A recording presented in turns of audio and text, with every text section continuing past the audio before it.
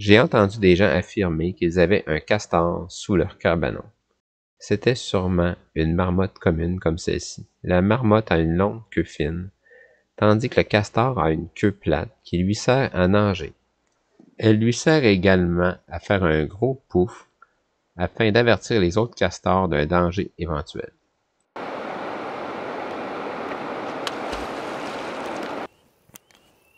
Qui est responsable de ces arbres tout grugés? Oui, vous en doutez bien, c'est notre castor au loin qui se cache. Le castor possède de formidables dents. Elles sont orangées car il y a du fer dedans, ce qui les rend plus solides.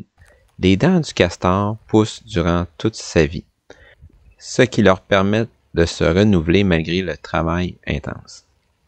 Le castor coupe du bois pour construire son barrage et sa hutte. Il construit un barrage afin de garder sa hutte sous l'eau.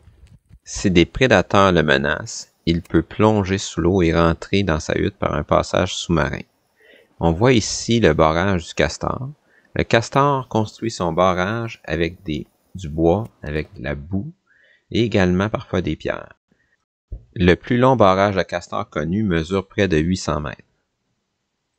On aperçoit de plus près une hutte de castor et on peut remarquer la présence de petits branchages et de feuillages.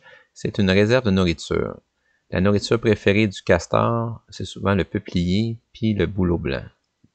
Donc, le castor peut rentrer dans sa hutte par un passage sous-marin. Les castors peuvent avoir des portées de 1 à 8 petits et atteindre des tailles allant jusqu'à 35 kg. Même certains castors peuvent atteindre 45 kg. Les petits restent avec leurs parents jusqu'à l'âge d'environ 2 ans. Par la suite, ils vont quitter puis essayer de se trouver un territoire. Éventuellement, peut-être se construire un barrage et fonder une autre famille.